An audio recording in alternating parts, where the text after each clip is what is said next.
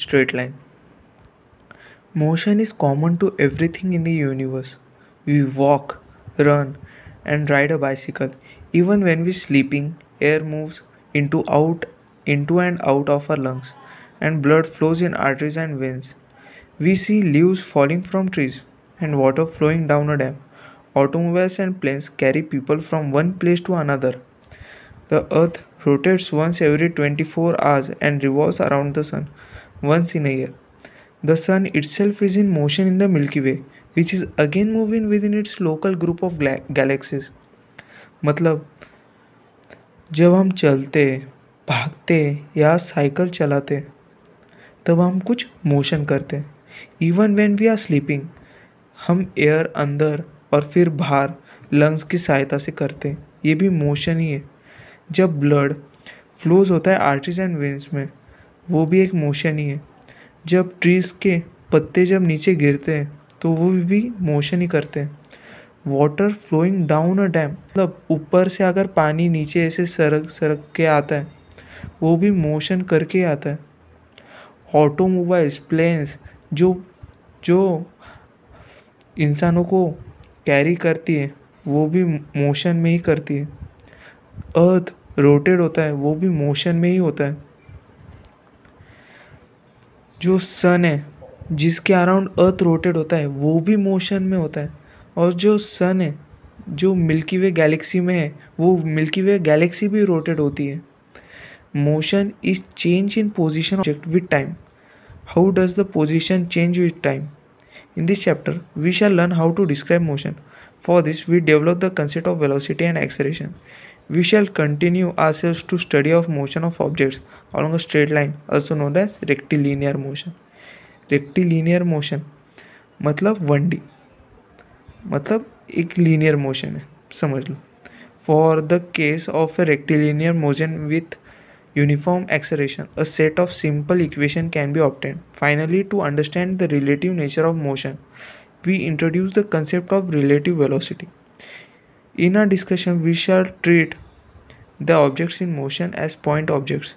This approximation is valid so far as the size of an object is much smaller than distance it moves in reasonable duration of time.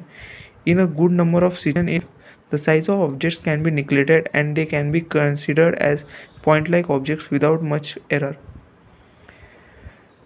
जब आपने word relative सुना तो आपको क्या क्या पता चला?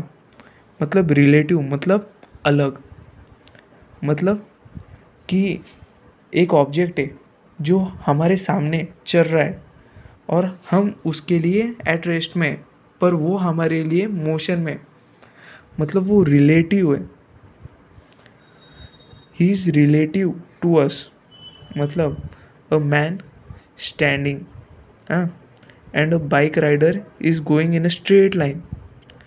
तो velocity of bike with respect to man is 20 metre per second और velocity of rider with respect to man, velocity of rider with respect to man is 20 metre per second. समझ में आया? Okay. In kinematics we study ways to describe motion without going into the causes of motion. What causes motion? Next chapter forms the subject matter of chapter 5. Position, path, length and displacement. Earlier you learned that motion is change in position of any object with time. In order to specify position, we need to use a reference point and a set of axes. It is convenient to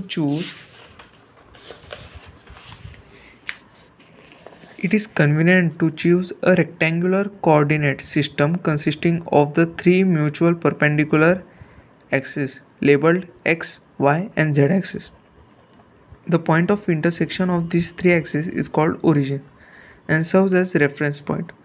Coordinates x, y, z of an object describes the position of an object with respect to the coordinate system. To measure time, we position a clock in this system. This coordinate system along with a clock constitutes of a frame of reference. जब हम कौन से graph की बात करते हैं तो हमें ना एक्स वाई एक्सिस दिखती है, पर यहाँ पे एक जेड एक्सिस और एक बनाई जाती है। मतलब वो थ्री डी में फिगर को रिप्रेजेंट करने में एक्स वाई जेड तीनों एक्सिस लगते हैं। एंड एक्स वाई जेड में एक पॉइंट आता है जो 0,0 होता है। उस 0,0 को ओरिजिन कहा जाता है और उस पॉइंट ऑफ रेफरेंस को हमने ओ पॉइंट माना है। If one or more coordinates of an object change with time, we say that object is in motion। मतलब जब हम 0,0,0 से अगर कौन से दूसरे पॉइंट में गए, अगर उस दूसरे पॉइंट से तीसरे पॉइंट में गए, तो हम क्या कर रहे हैं, एक पॉइंट से अनदर पॉइंट को जंप मार रहे हैं, मतलब हम मोशन कर रहे हैं। The choice of set of axes is a frame of reference depends upon the situation. For example, for describing motion in one dimension, we need only one axis. To describe motion in 2-3 dimension, we need a set of 2 to 3 axes. मतलब हमें अगर linear motion दिखाना है तो हम सिर्फ एक ही axis का उपयोग करते हैं। अगर 2D 3D दिखाना होगा तो हम 2 एक्सिस या 2 से ज़्यादा 3D दिखाना होगा तो 3 एक्सिस यूज़ करते हैं। आगे हम पढ़ेंगे 2D मतलब काइनेमैटिक्स इन 2D डायमेंशन में हम 2 एक्सिस में उपयोग जानेंगे। अभी 1D है तो एक्स एक्सिस मान लेते हैं।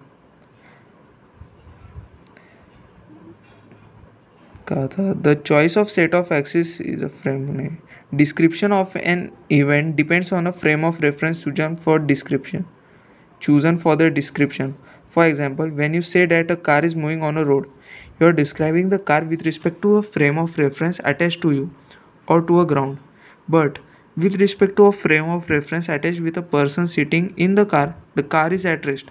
मतलब अगर हम कार में बैठे रही है तो हमको लगेगा कार तो रेस्ट में है, मतलब किसके रिस्पेक्ट में, वो कार में जो बैठा है उसके रिस्पेक्ट में। अगर कार के जो बाहर है तो उसके रिस्पेक्ट में कार चल रही है with a speed.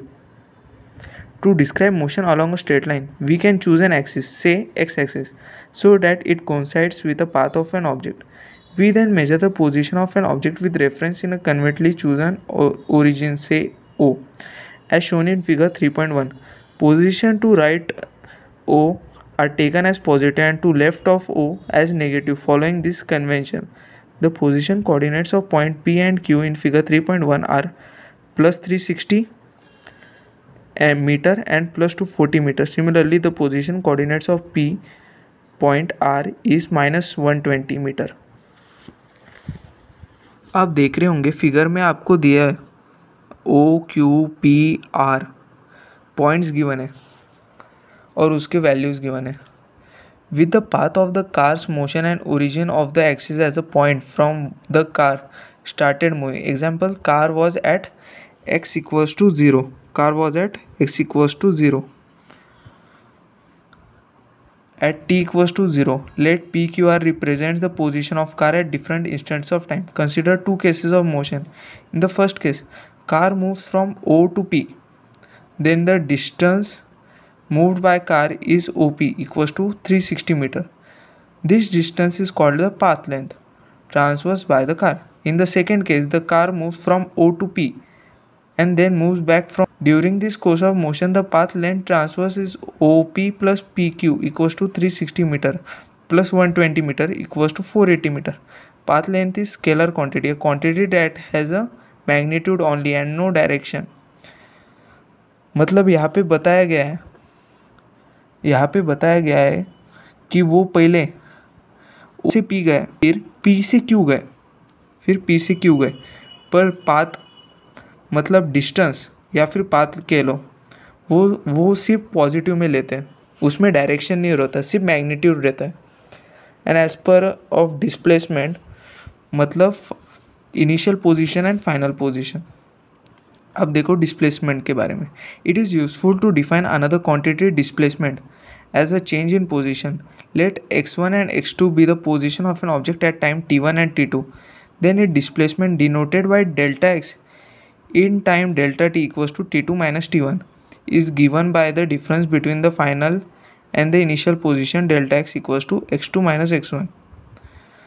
x2 minus x1, तो यहाँ पे x2 क्या है 360 माइनस x1 कितना है 240, तो टोटल बचा कितना 120. नहीं, we use the Greek letter delta to